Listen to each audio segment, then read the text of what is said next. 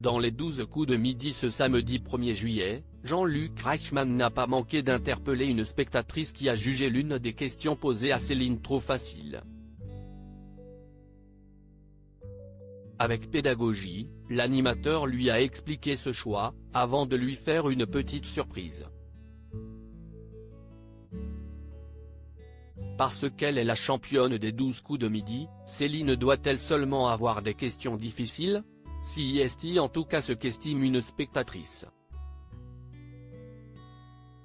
Depuis plusieurs mois, celle que Jean-Luc Reichmann surnomme Queen Céline enchaîne les succès dans l'émission de TF1, battant même plusieurs records, comme celui d'intégrer le prestigieux top 10 des maîtres de midi.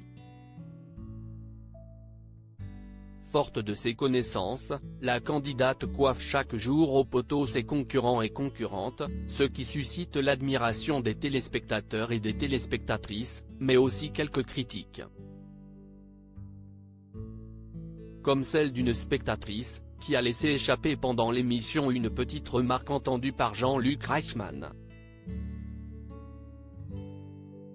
Une question d'échauffement alors qu'il a demandé à Céline quelle compétition sportive est surnommée la Grande Boucle. Celle-ci a répondu correctement qu'il s'agissait du Tour de France. Mais visiblement, l'animateur ne voulait pas en rester là avec cette spectatrice qui a fait part, un peu trop fort, de son opinion. Prénommée Karine, cette dernière a estimé au micro de Jean-Luc Reichmann qu'il s'agissait d'une question facile, surtout quand on est championne. Pour sa défense, et celle de Céline, il lui a expliqué qu'il s'agissait d'une question d'échauffement qui sert à instruire le public, mais aussi les téléspectateurs qui ne connaîtraient pas la réponse. D'autant plus que cette question n'a pas été posée au hasard, puisqu'elle colle à l'actualité au départ du Tour de France, qui commence samedi 1er juillet. Jean-Luc Reichmann fait une surprise à Karine, un principe que la spectatrice semblait ne pas connaître, elle qui a admis plus tard ne pas être une fidèle des 12 coups de midi, mais plutôt de l'émission N'oubliez pas les paroles.